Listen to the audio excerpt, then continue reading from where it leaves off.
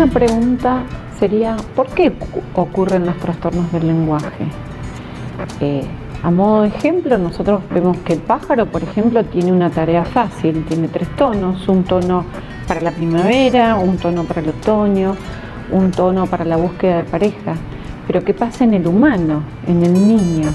¿Qué pasa cuando un niño no adquiere el lenguaje, no empieza a hablar?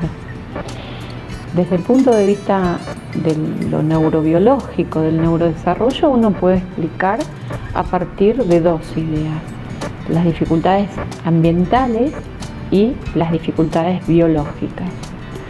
Cuando nosotros hablamos de los aspectos ambientales o de las causas ambientales, tenemos el ejemplo del niño de Aveirón, que es un niño que es criado en la selva solo, sin contacto con un humano, que no llega a hablar, que no llega a tener contacto con el lenguaje del humano. Entonces tenemos que tener la relación de la incidencia de la estimulación del ambiente en el desarrollo del lenguaje del individuo.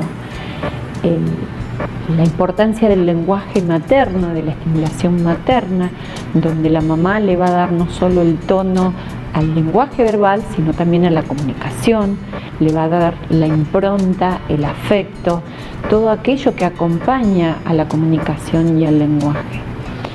Siempre se pensó que en realidad los déficits en el desarrollo del lenguaje tenían una alta importancia en los factores ambientales. Pero luego se empezó a ver que el TEL, el trastorno específico del lenguaje, donde se empiezan a demorar en la producción del lenguaje, es más frecuente en los varones, o sea que uno tiene que tener en cuenta la incidencia de las hormonas sexuales en el desarrollo de las áreas del cerebro que van a involucrar al lenguaje. También se empezó a ver que era más frecuente en gemelos, y acá empezamos a hablar de las causas genéticas. Es decir, el programa del desarrollo de las áreas del lenguaje va a estar codificado en los cromosomas. Se habla de alteraciones en los cromosomas 16, en el cromosoma 19, en el cromosoma 13 y en el cromosoma 3.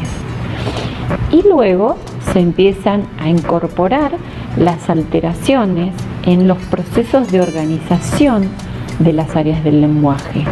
Dentro de esos genes, los haplotipos o los distintos subtipos genéticos como el FOXP2. En ese sentido, nosotros encontramos que los estudios moleculares se encuentra que la afectación en un gen o a veces en más de un gen combinados entre sí nos da como consecuencia trastornos en el lenguaje en una familia con mucha más frecuencia que en otra familia. Y ya no se debe solamente a factores ambientales, sino también a estos aspectos moleculares. En ese sentido, hay una familia muy importante, que es la familia KE, que dentro de esos niños hay múltiples antecedentes genéticos de trastornos en el desarrollo del lenguaje. Al cabo de un tiempo de investigar esta familia, se descubre el haplotipo genético que es el gen FOXP2, que se cree que este gen lo que hace es ir guiando a las células del sistema nervioso, a las neuronas que van a conformar las áreas del lenguaje. Entonces, lo que se altera, se produce una dificultad en la organización de las neuronas de las áreas del lenguaje, con lo cual estos niños van a tener mayor prevalencia de TEL, pero también se va a ver más frecuente en esa familia. Cuando se hablaba que las alteraciones del lenguaje aún no se descubrían en los estudios genéticos, se empezaron a investigar las malformaciones en el cerebro en las personas con trastornos del lenguaje. Y así, un investigador muy importante que fue Galaburda descubrió que personas que habían muerto con trastornos del lenguaje y trastornos en la lectoescritura, que es la parte escrita del lenguaje, esas personas tenían dislexia, pero tenían malformaciones, pequeñas microdigenesias en las áreas temporales del lenguaje, de los lóbulos temporales, y que esas microdigenesias se repetían en las distintas personas con dislexia. Y acá se empezó a aceptar que las fallas del lenguaje y la dislexia no eran puramente emocionales, no eran puramente por causas ambientales, sino que había una causa neurobiológica que hacía que esas personas no pudieran aprender a hablar, a leer y a escribir. En ese sentido, los últimos estudios han mostrado que las zonas de los lóbulos temporales, un área que es el plano temporal o la zona del planum temporal, es asimétrica y tiene un mayor desarrollo del lado izquierdo del cerebro en relación al desarrollo de la lectoescritura y el lenguaje.